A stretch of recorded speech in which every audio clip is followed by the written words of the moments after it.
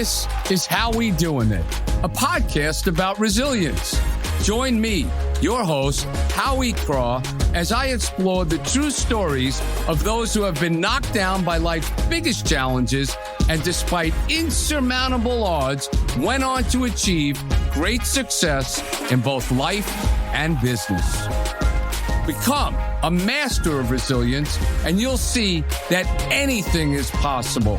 Let's do this.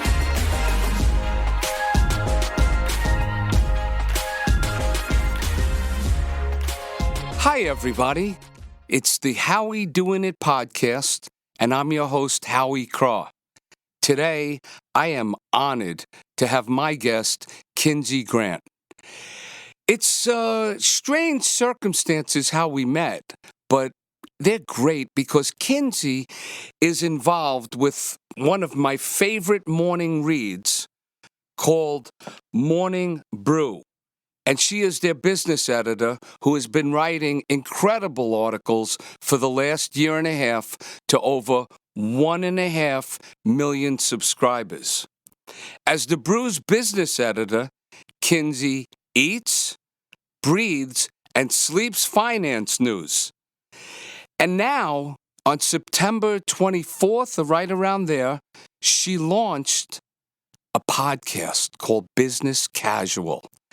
And I launched a podcast a couple of weeks before, and in my homework of wanting to listen to things that grabbed my attention, this was top of my list. So it's really exciting for me to be doing this with you today. Welcome. Well, thank you so much. What an introduction. That was wonderful. Thank you for having me. I'm excited that we happened upon each other as well. And it's always great to make friends in the podcast space. Yes. Yeah. It's interesting. Having a background in Wall Street, I have to tell you how I found you. My daughter, Natalie, graduated from University of Southern California as an environmental sciences major. Vegan. She's not into the business world, but she's going back now for an MBA. She's going to Boulder. And as soon as she's getting ready to go, she goes, "Dad, I'm reading the best thing every morning. Start to quiz me on business."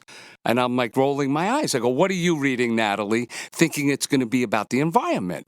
And she goes, "No, Morning Brew." Oh, wonderful.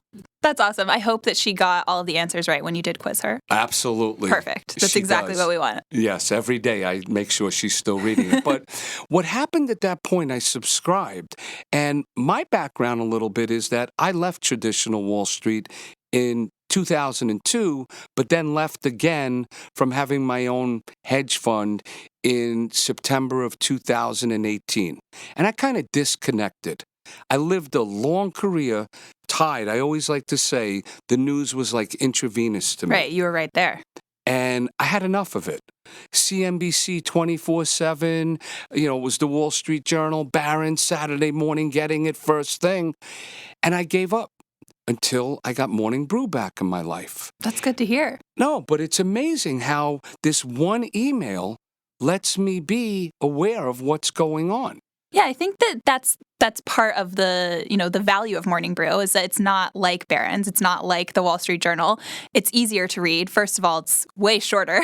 Perfect for me. Yeah, we focus a lot on readability. So whether that's making certain parts of a story bold or doing bulleted lists or numbered lists, things that you can just go through quickly in the morning and you feel like you're getting all the salient points, but it's also fun to read. It's informative, but it's witty. It's engaging. We try to throw in as many jokes as we can without sacrificing the quality of news. And so far, knock on wood, it's worked.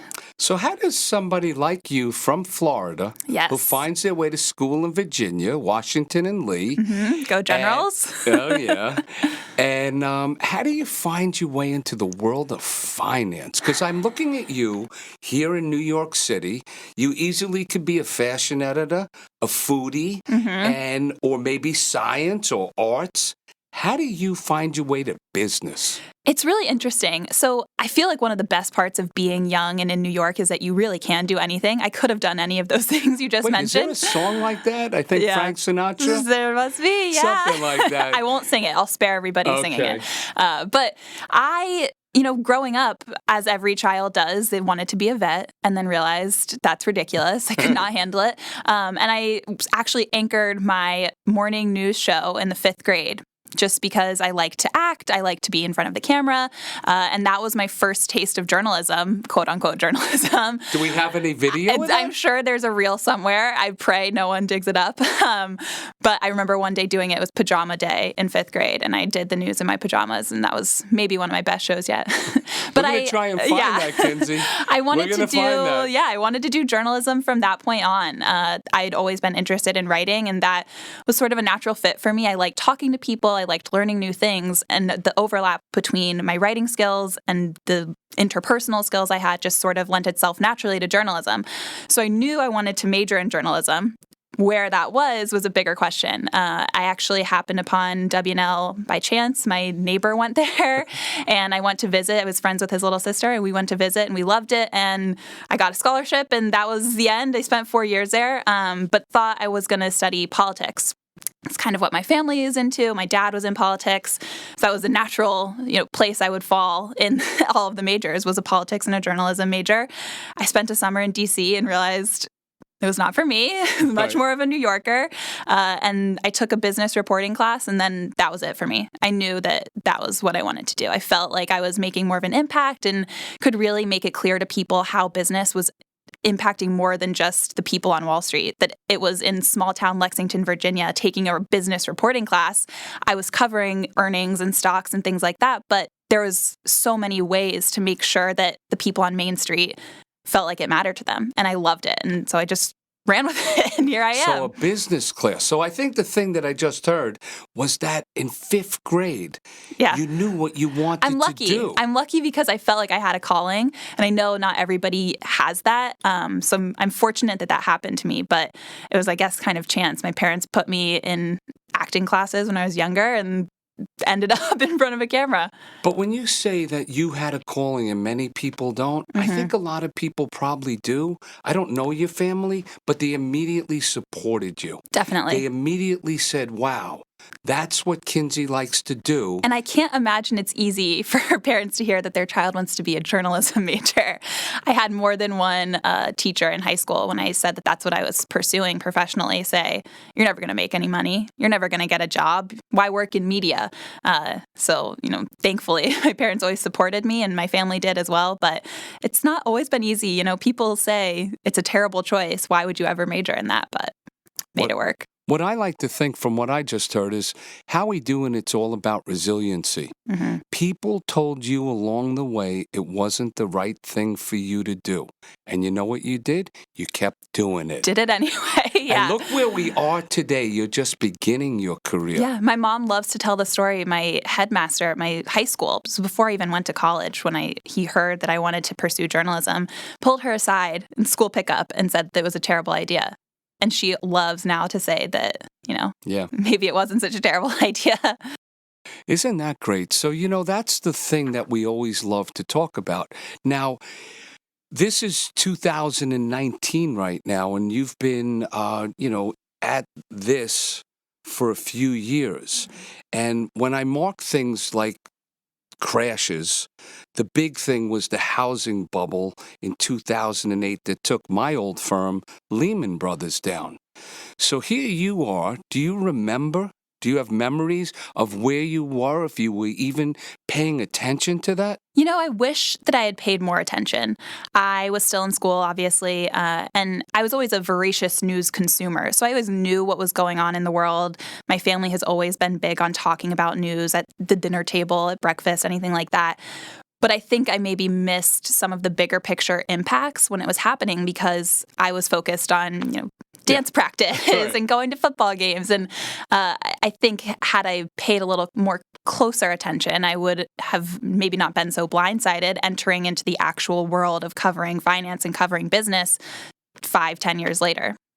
Yeah, I love the cover of Business Casual. It's a bull and a bear. Yes. And having lived through multiple bear markets, we've been in a bull market now since that debacle of 2008, 2009. And your business, Morning Brew, has been built during a period of economic vitality. Right. Stocks made a new high yesterday. The S&P made a new high. And I only know that from reading my morning brew this morning.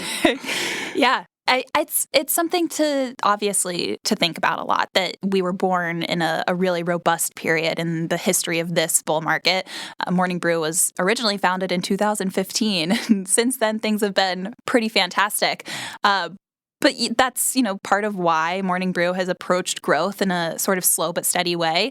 We haven't taken on a ton of outside funding. We've been really deliberate about going into new products and not growing just for the sake of growing, which I think is a trap a lot of startups have fallen into in this cycle. Is money is so easy to get. They can get venture capital from just about anywhere without any sort of profitability. That is not even .com. Yeah, it's it doesn't matter. Today's version of .com. Who cares? Making money, who does that anyway? Let's just really look at Morning Brew and take me through what it is that you really do and really what the business plan or where you see it going. Okay.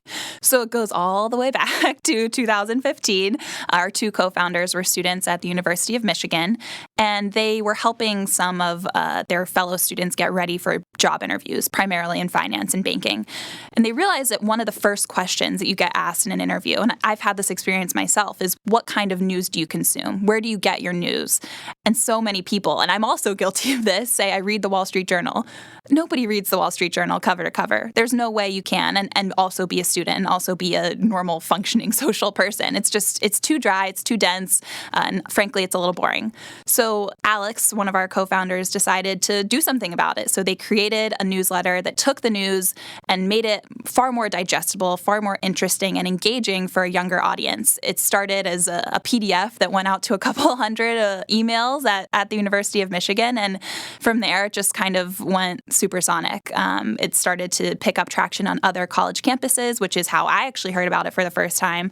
I subscribed before I even had any idea that I would work at Morning Brew because I was trying to get a job in finance media. So for my Bloomberg interview, I said I read Morning Brew, and they were, what's that? But now I think they might have a little bit better idea.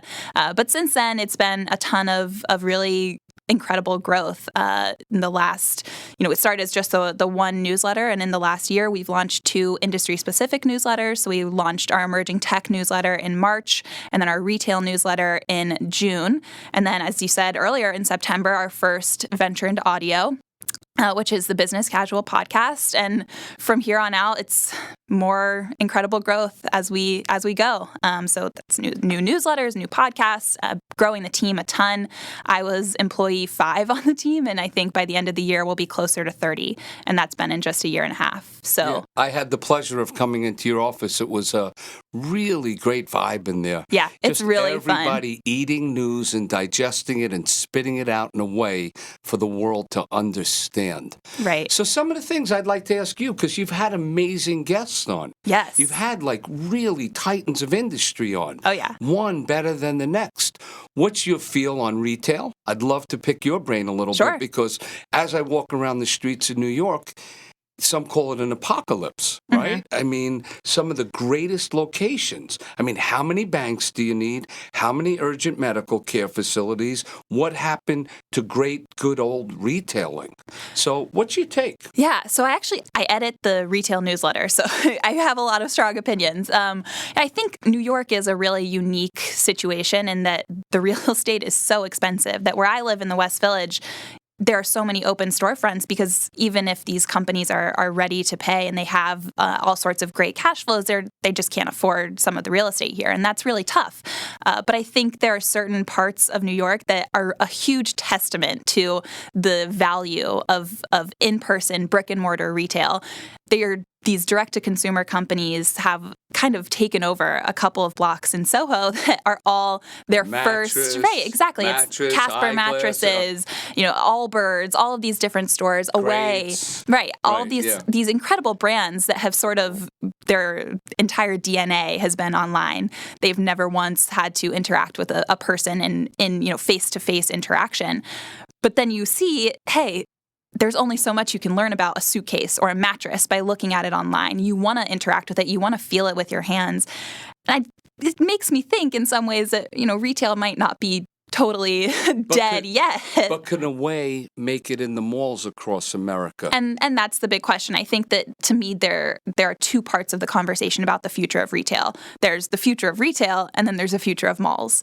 Malls are not something I am particularly bullish on. Even when I go back to my hometown, the malls are dead. They're tumbleweed. Right. It's and terrible. I raised my children in Bethesda, Maryland, and we have a couple of malls there, but that's a great area, right? I mean, you got Amazon coming around the corner. You have thriving community. Those malls are hurting. Right. It's when you go further out and you go to a place like Frederick, Maryland, it's tumbleweeds. So you have all that vast real estate that's now being repositioned for town centers and experiential, everybody, that's the word they use. How many I Pick movie theaters, which, by the way, they went bankrupt. Yeah. I mean, movie theaters are like, who even goes to movie theaters anymore? It's so expensive. You have to pay $20 for popcorn. I'm not going to do that. I'll wait 6 months until it's on Netflix. No, you get your popcorn free at I Pick, but the seat's $30. It's amazing that you could take your family of 4 to an I Pick movie theater and it's $150. That's crazy. What movie is worth that to me? I haven't seen one in a while. Me Have too. you? No. I can't remember the last time I went to a theater. Right. I mean, everything, and I know this week you had, and the whole thing that you've been covering all week is the streaming wars. Yes, and that was also a podcast episode as well. It's one of my favorite things to talk about. I think that it's so representative of the shift in generations of how we consume things, right? So, you can even make the same kind of argument with retail, that we went from shopping at malls to shopping online to now, well, maybe we want to see it, but only if we're in a city. To me, streaming is also kind of a real indicator of how things have changed. I remember growing up with my family, and every Thursday night, we would run home I always had dance, and I would rush home from dance to watch Friends at 8:30, right? Like, that there was a time that all of the family gathered around and watched something together. And there's obviously value in that, but now it's so much easier that you don't have to rush. If you have an hour here to watch something, you can. And also, it just makes more sense to me to do streaming media instead of cable. So when we talk about streaming media, Netflix obviously is the godfather of it all. Right. But in the last few days, you had Apple, Disney, and so many others offer these streaming services. It gets confusing after a while. So I'm old school. I still deal with the cable company because that's who I get my... Look at you laughing at me. I have cable. I have cable because I have to have Wi-Fi. Right. They bundled that's what me. I was just saying. Right. They bundled me into a cable deal. Bundled me into Wi-Fi. That's exactly why you have cable, to have the Wi-Fi. So then, of course, I'm a sports guy, right? I gotta have live sports. But being a Knicks fan, it's easy not to buy an NBA pass anymore. Being a Jet fan, it's easy not to have DirecTV anymore. Do they even air Jets games anymore? Excuse me? I'm just making fun of it. No, what'd you say? Do they air them? Do they even air Jets games? I don't know. I don't watch them. Yeah, too hard? I've definitely put that time back into exercising and taking care of myself. More useful use of time. Definitely. But it's seriously, do you have a home phone? Oh, no way. I don't either. This is the first time I don't have a home phone. This is a funny thing. My area code is reflective of where I lived in a time when I was raising my family, 301. I'm totally a 917 guy, but I'm living in 561. Yeah. So I'm all confused. It's like we don't even have the sort of like, we associate who we are with our area code, and now people see an 850 and they're like, what? Right. Who? Where? I get people say to me, I feel I have this New York energy. Mm-hmm. Oh, you're from Silver Spring? No, I'm not from Silver Spring. I promise I'm a New Yorker. And it's not that much better. Right. But, so you had Matt Ball on, who was such an amazing guy from Amazon, like in the beginning, and dealing with streaming and listening to him. It was like, I don't know. Do you go stream Disney? Do you do HBO? But then why don't I just do the cable and get them all? But now the cable's not going to give. Yeah. Now these companies aren't going to give the cable the good content. Yeah. So and then what I loved when you talked about Friends, because Friends is a $1 billion franchise. So Netflix was the first player. They had Friends. Mm-hmm. What happens when Friends comes up? Peacock gets it back. Yeah, exactly. So then if you're that person that wants to watch Friends reruns, do you go get Peacock? That's the big question. And I think that whole aspect of the streaming wars, taking content from one platform and putting it on another exclusively, is a huge part of the conversation, right? So Friends and The Office are consistently the most watched programs on Netflix, far and away, every year for a while now. And I think a lot of people lose sight of that because we see so many headlines about, The Crown is so good, House of Cards was revolutionary, but people just like Jennifer Aniston, and they probably always will. But Could taking you that content, the money she gets. Oh my gosh! I mean, I know it's a lot. got from Hulu, right? I think the first two seasons of The Morning Show, which is her new show on Apple TV, had about a $350 million budget. So Wait, I imagine what's the name of it? The Morning Show. Not The Morning Brew? Not The Morning Brew. Not to be confused. Let's not know. Yeah, we'll take $350 million, though. Well, I'm thinking you're a better opportunity for me to listen to than her, so I'm all in. Yeah, if somebody wants to give you $350, I bless it. I don't know if you ever watched The Newsroom when it was on, I believe, HBO maybe. I really enjoyed that. Yeah, that was so it's great. kind of akin to that. It's a show about a morning show. I got to tell you, I was sad. They played Ave Maria in the newsroom. It wrecked me. Right? Do you remember that scene? Yes. That was just amazing. And Jeff Bridges, right? That was great because it gave it to you the way you know it. Right. There's all these medical programs and ERs and hospitals. Okay, enough of that. But you don't really get the newsroom except when the Anchorman came out. He did it really right. That was pretty good. And now, a word from our sponsor.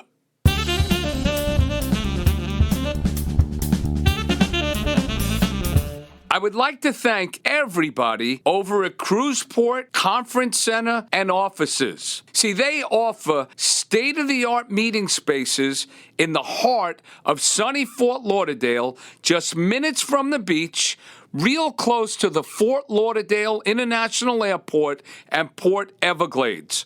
From phone calls to live streaming, Cruzport Conference Center and offices has you covered. With Cruzport Conference Center and offices, you can come and go as you please. With 24/7 coded access, you can work anytime, day or night. I suggest you go through the notes here, click on the website, and check out the floor plans. I know, I'm glad I did. It's an amazing place.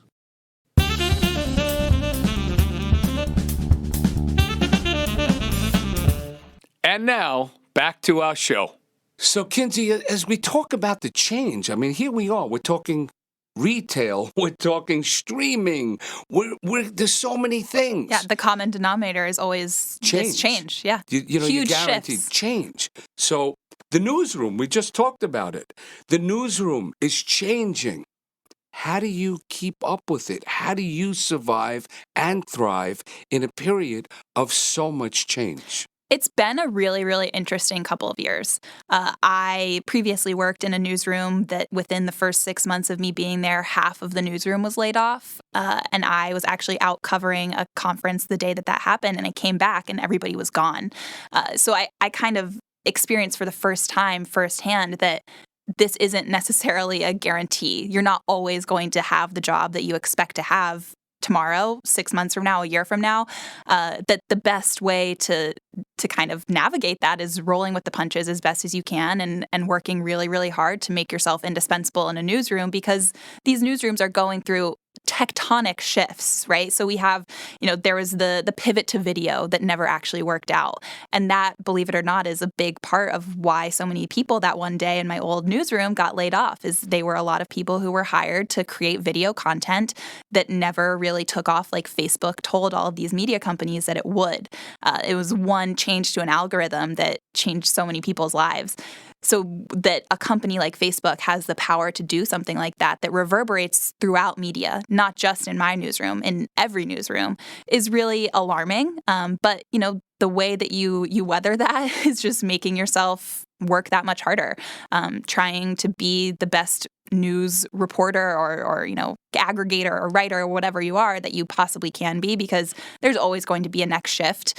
People often say, why email or why a podcast? There's no guarantee that people are going to even have a Gmail account in 5 years. I might disagree with that, but you have to be able to be flexible and to make sure your skills are transferable.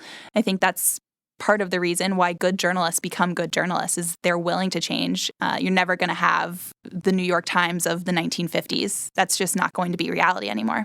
So when you say good journalists have to continue to be great journalists, who do you admire? Who do you respect? Who do you follow and get anxious to read their material? There are a couple.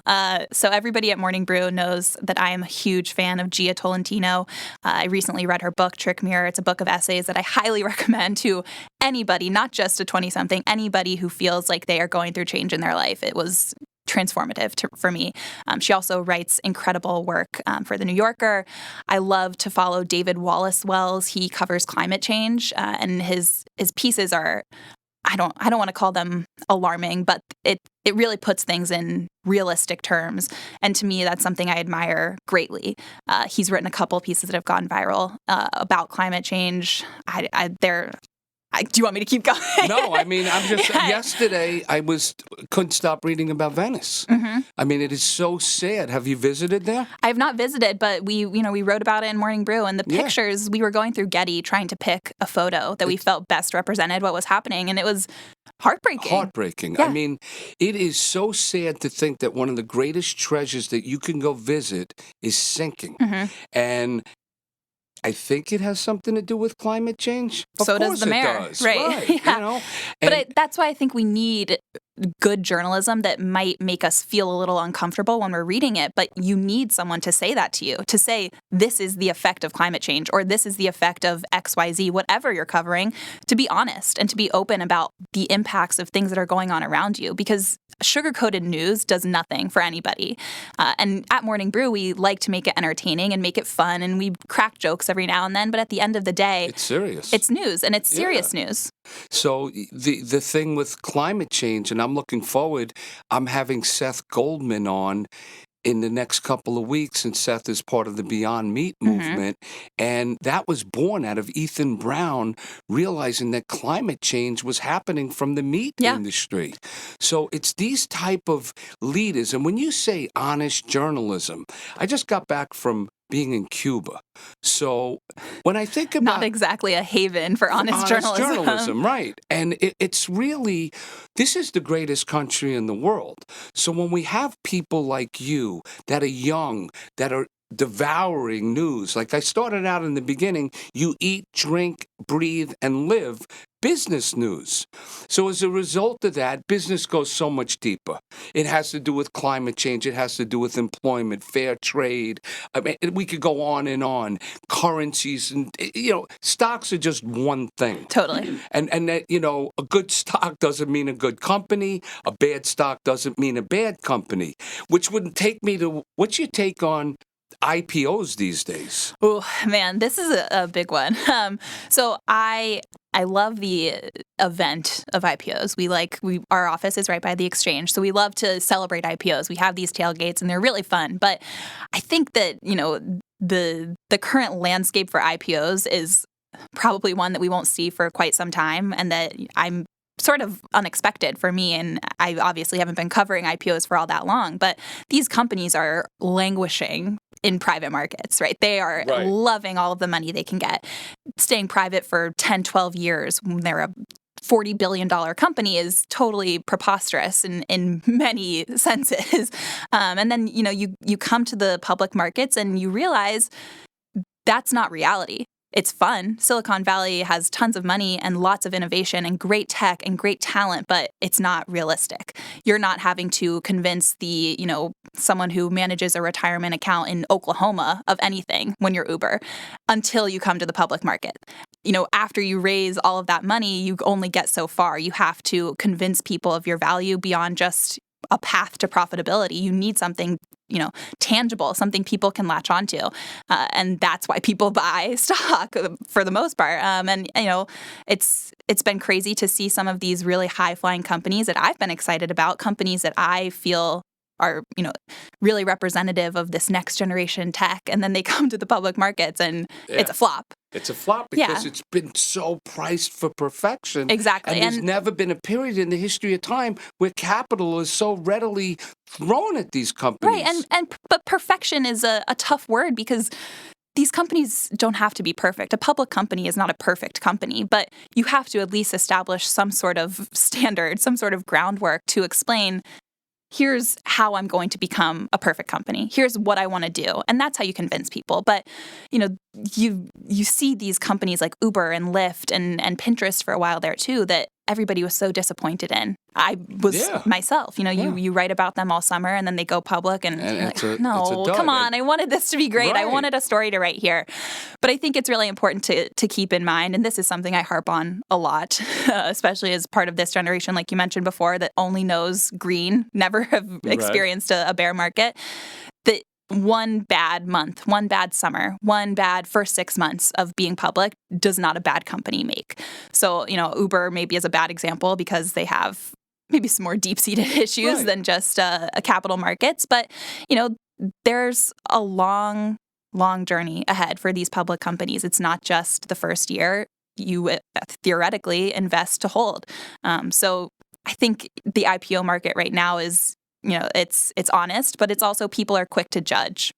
Theoretically, you just said it is to hold. Right. But we live in this world of instant gratification. You get a text message, you want somebody to answer it, you're looking for that thing on the phone that shows they're typing. Yeah. We want instant gratification in everything we do. So how is a company like Lyft or Uber, which has disruptive programs, great technology, they're in every pocket of the world, but they're not making money. And as soon as they come out with a weekly, a monthly, a quarterly, it's it. They bury them. Yeah. And so I was very involved in the initial public offering world, having been an insider on companies that went public and then working on the retail side of distributing IPOs. And it's just, look what just happened with WeWork. We could have had a 1-hour conversation. I love talking about WeWork. All right, There's just so much, right? There's so much to talk about. Okay, but you can. So when you say to have some patience, if that was the word we used, or longevity, that's where resilience comes in. I'm going to give you a little backstory. You might remember this one. Facebook went public at $38 a share under so much fanfare. The NASDAQ won the award to do the IPO, and Mark Zuckerberg and the chairman of NASDAQ were in Mountain View, California. It was 6 a.m. Out there, 9 o'clock. CNBC, Jim Cramer, I think he was there. It was as big an IPO. My son was in high school. I made him stay home that day and watch me trade it.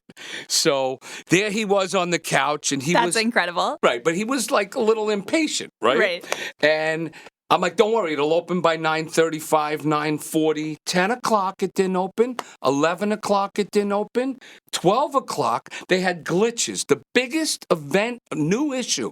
So it opened up at 42. That's nice. Nice gain there, 4 points. There was a lot of stock around. And then it ran to 45. But here's the problem. If you chose to sell a little bit, to take a little trade, you couldn't get a report. Do you remember this? Vaguely. So you could not get a report. Yeah, I've read a lot about the So if you had, impacts. let's just say you had 20,000 shares and you wanted to sell 10 between 42 and 45. You gave it to your trading broker, trading desk. You couldn't get a report back. And the next thing you know, the stock broke issue and went to 32.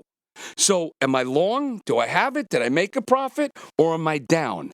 And my son's sitting there and he goes, this is what you do for a living? He goes, I'm out of here. It was the most stressful day, but here's where I'm going with the story. The stock traded all the way to 17 because they didn't have a mobile platform. They annihilated Zuckerberg. How could you go public without a mobile platform? At 17 is where the resilience came in. It looked like the company was going to zero. The press was as negative on that company at that time on anything you'd ever seen. But you know what? There were believers. There were people with the long view. There were people who did the research, and those people were rewarded big time. Oh, yeah. But that's resilience or chutzpah. Yeah. or balls Yeah. to go in there with your hands open at $17 and say to all that negative press, because you know as a journalist, this is what always drove me crazy about Wall Street, the pay structure of analysts. They were able to either recommend the stock after the earnings were good, but get credit of it the day the earnings came out, not the next morning when it opened up 10 or vice versa. If that just got complicated there, you know what I'm talking about. Yeah. So analysts get rewarded, but they're able to make a call after the fact. Right. Has that ever changed? I don't think so. Wow. Yeah. That is unbelievable. But I think that for something like that, even beyond some of these analyst reports that I, at some point in my career, have covered, a lot. Whenever a new note came out from a big bank or someone like Mike Mayo, was Kinsey, get on that real quick, right? And to me, that was a really great experience. I learned a lot about the Wall Street culture and all of the ins and outs and cut my teeth a lot. But for someone to decide a company's fate based on one team or one person even feels a little unfair. I mean, to go into something like a Facebook IPO and say, I believe in this company, which if you did, congratulations, right. You're very wealthy now. To go into an IPO with a stock that was practically tanking and to say, you know what, I'm gonna hold on, I'm gonna just sit tight and sit down and weather it and deal with it, and it might go well and it might suck. That takes a lot of guts. But if you believe in something, like you believe in Facebook's platform or you believe in the leadership skills of a certain person or a certain team, why not do it? Right? Yeah. You could get paid handsomely for something like that. If you have that confidence, if you do your homework, right, and you have longevity, long-term thinking. And that's the problem it's in this world we live in today. It's a huge problem with my generation. And it kind of reminds me of my mixed feelings on these apps like Robinhood, where you can so easily do trading. You could become a day trader without even any background, right? They just put your money in and you just run with it. And I think it's great because it is very much a democratizing of this world that so many people have never interacted with.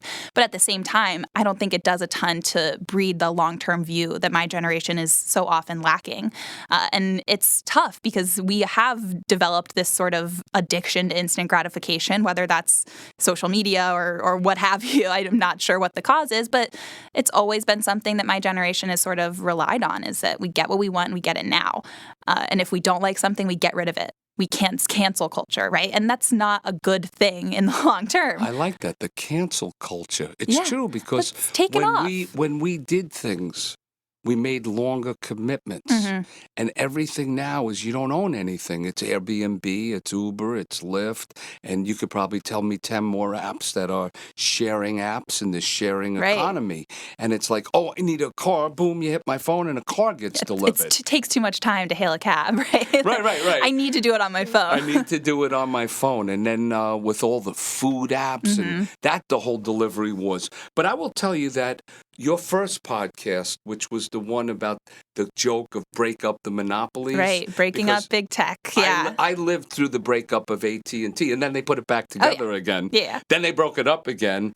But I hung up and I sent that to my kids, and I said, this is what you need to invest in. Mm-hmm. Don't listen to anything else.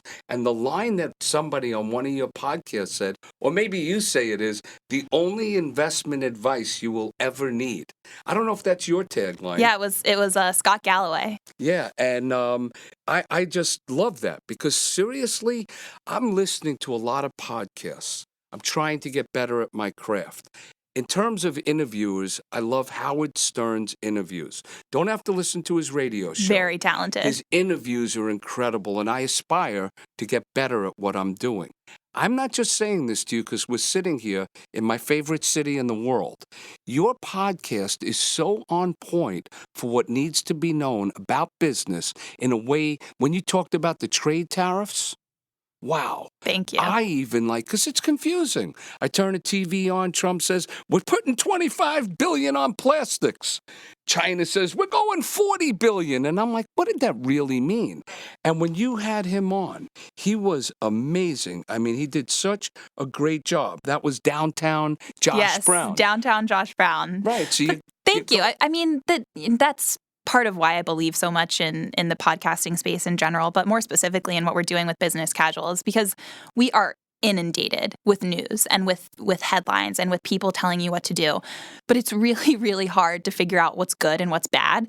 And sometimes you need someone to say, I'm going to make a career out of figuring out what you need to know and telling you what that is. I'll read all of it, and then I'll make sure you get what you need. And that's why someone like, Josh Brown with the trade war, I didn't understand a lot of that. I'm in my 20s. I've only lived, nothing basically in the grand scheme of things, right? But I can understand that there are all of these headlines about the market's down because of this, market's up because of this. You need to buy this and sell this. There's always an excuse. Yeah, that's all it is an excuse. That's exactly it. You need it's an excuses. excuse. If the market goes down 200 today, what's the excuse? Trade fears, guaranteed. Right. The headline on CNBC will be market down on trade fears or stocks up on trade optimism, regardless of what happens. So as we sit here and we talk about, again, all the changes and everything that's thrown at us and the propaganda that's thrown at us through the networks that are out there, one sees it one way, one sees it another. I'm not making a judgment on who's right, but it used to be when there was a news headline worthy, they'd put the banner on the bottom. Right, you could trust Walter Cronkite to tell you the truth, right? Walter, you read about him. Oh, yeah. Did you study him? Great, of course. Yeah. He was really unbelievable. And so when you tell that story about that person, when you went to lunch and came back and they were fired from a newsroom, it's those people, how do they stay in the game? What do they do to make themselves worthy of still being hired and useful to continue to deliver what they thought was important, but the world's changing? So what do we tell listeners in terms of being, the word that I'm looking for is staying current, staying in the game so that you're not just here for a few years and gone, that you're building a career of longevity?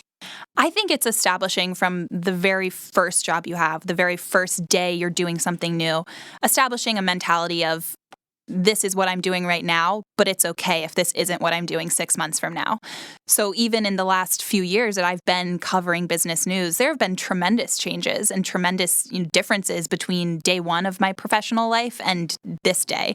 Something like TikTok is something I never studied in school. Why would I be expected to? It didn't exist, right? So as we kind of enter into this world of tech that changes the world in an instant, you have to be able to say, I don't know what this is, but I'm going to figure it out. And even if I get fired because I can't be, I don't think this would happen, but because I can't be a TikTok influencer, I'm not going to let that keep me from understanding what this premise is, right? What this medium is. Things are going to change. We went from printed papers to online to video to mobile to now who knows what comes next.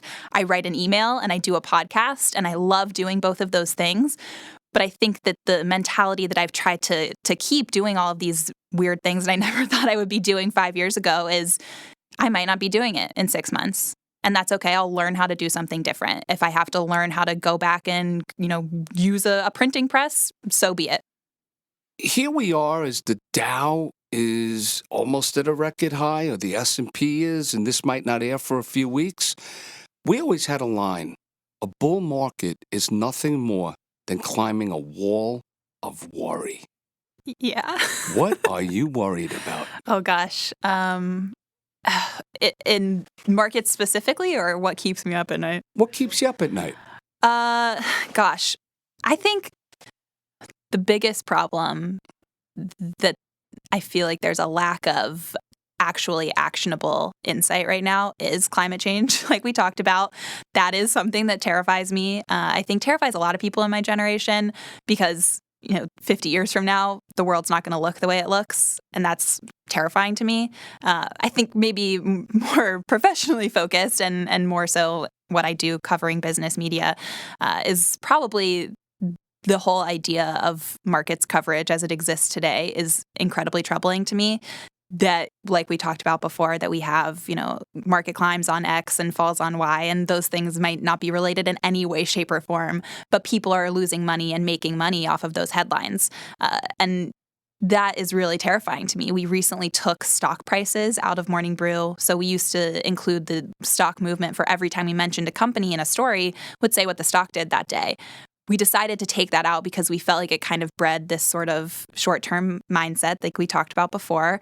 But not everybody does that. And a lot of the bigger publications as well don't do that. They let you just think that a 2% drop in a stock is a reason to sell or a reason to buy or do whatever, what have you.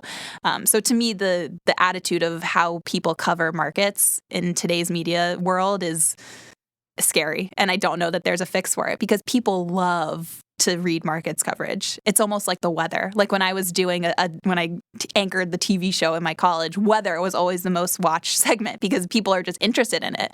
And the same thing goes for markets when your people are looking at, CNBC or Wall Street Journal or Bloomberg or anything. That's what they're drawn to. And the way that it exists today is not necessarily the best form, in my opinion. But I sense from that there's opportunity.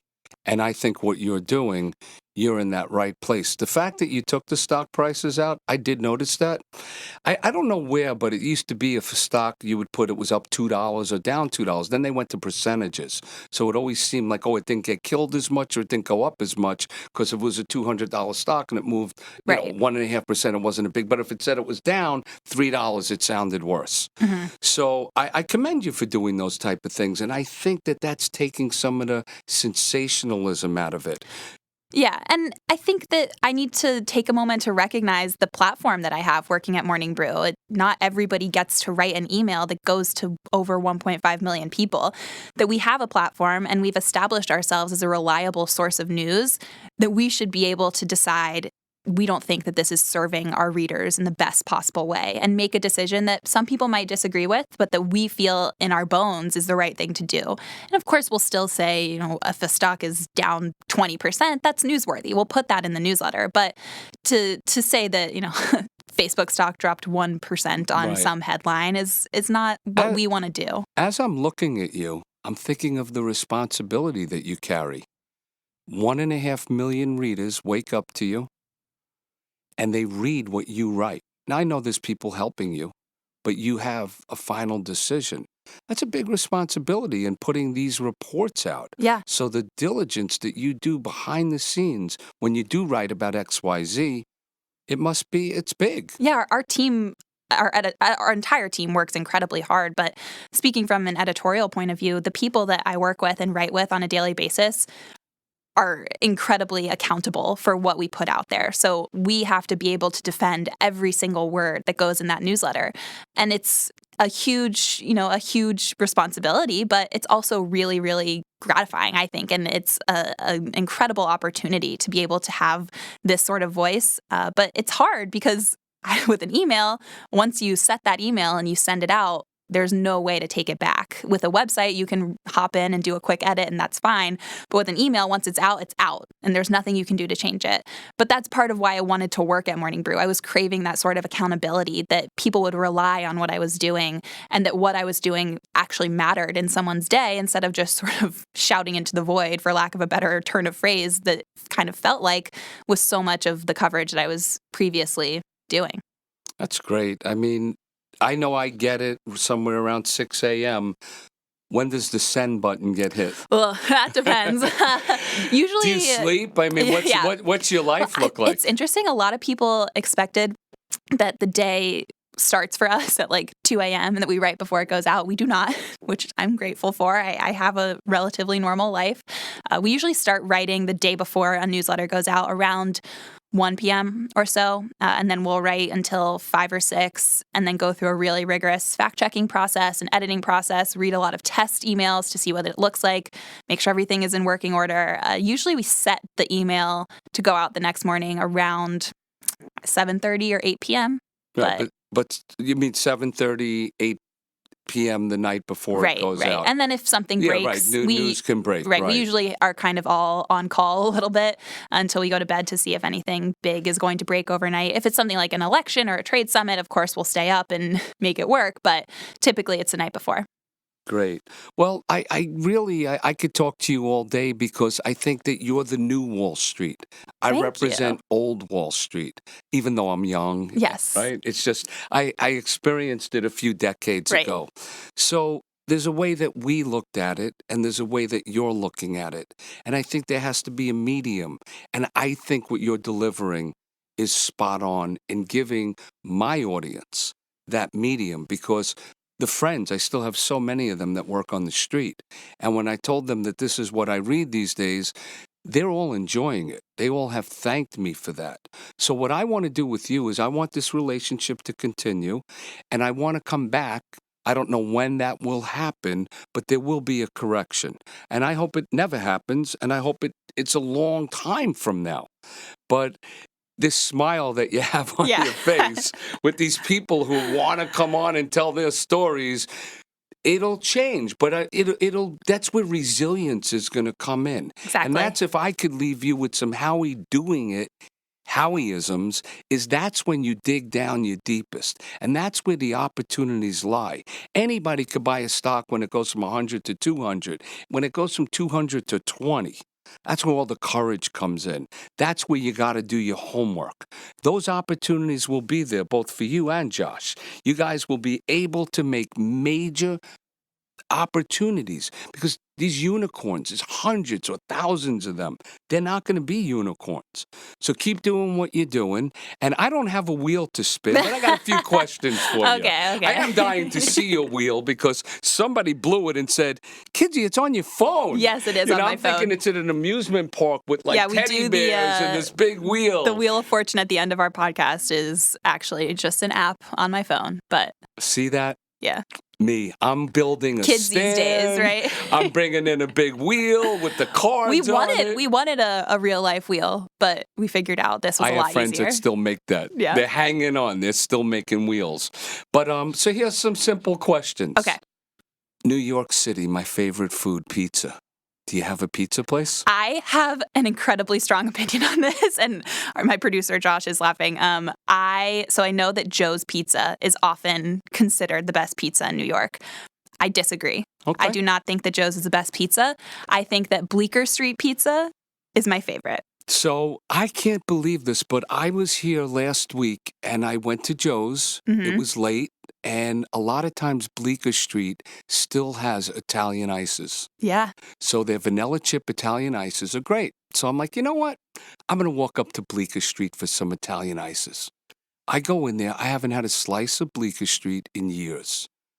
I'm like, I could handle another slice. I'm doing a Bleecker Street slice. The music's blasting in right. there. Yeah, they just expanded too. It's like a party every night. It's a party in there. It was like, all this doo-wop music. Mm-hmm. And I got a slice, and we're going to disagree here. That's okay. It does not, in my mind, hold the candle. And what really bummed me out, they didn't have the Italian ices. Oh, I'm sorry about that. But we'll have to agree to disagree. But we could meet in the middle at John's. It's on the same street, right? I can agree to that. To Yeah. IPO in 2020. Who's finally going to go, and which one's going to work? I'm excited about Airbnb. I know it's a popular opinion, but I think that is a business model that has really capitalized on this whole idea of the sharing economy without compromising, at least in large part, some of the moral issues that other sharing economy companies have. Obviously, the legal issues with Airbnb will continue to be a red flag to me, but I think by and large, that is a trend I don't see going away, for at least for my generation. I would agree with you. I think that's a great pick. Mm-hmm. Now, you might have answered this earlier in the show, but I'm still going to ask you, because I'm loving all your work on streaming, and it's your favorite subject. What have you binge-watched that you love? Oh, that I love. Okay, so I recently downloaded Apple TV Plus and was kind of going through as I can. I binged Dickinson, which is their show about Emily Dickinson. And I thought it was decently well done. I was a little iffy on some of the performances, but I think it's a really creative approach to approaching the life of Emily Dickinson. But on Netflix, I am currently watching The Politician, which I'm really enjoying. I'm trying not to binge as much as I used to, because I find it to be a little bit, I don't know. Addicting. Yeah, addicting. And also when you finish a show you really loved, you feel like you have a hole in your heart in the shape of like the Vampire Diaries. Right? So I'm trying not to do that as much. But I also am a huge fan of Glee, which is embarrassing. I said it on the streaming episode also. But yeah, I'm trying to think what else. I'm also watching The Morning Show, but they purposely didn't release that as a binge series. So they did the first 3 episodes and then one every week after that, which I think is an interesting approach for these new media companies. It is wild, like how you look forward to binge it. Like I know with House of Cards, it was probably the first series where they gave it to you, and you because everybody wanted to talk about it. But then again, we could talk about the characters in that and probably have a whole conversation. So we really appreciate your time today. Congratulations on all the work that you're doing. Josh, thanks for putting this together. It's great to see you. It's a small world how we all met. And we look forward to continuing it and watching you grow and coming back in the future and doing this again. Thank you so much. I would love to come back and we can talk when, markets are down 100,000 points. No. Sure. Oh, you mean from a high of 400,000? Yeah, exactly. So in other words, let me put that into terms here. 10 years from now. 10 years. So we're going to have another 10-year bull market. Let's take this bull market and double it, and then we'll talk. And then we'll talk. Well, I'm going to miss you. We'll definitely be in touch. Yes. Thank you so much for having me. It was an absolute blast. Oh, it's great. Thanks. Thanks for listening.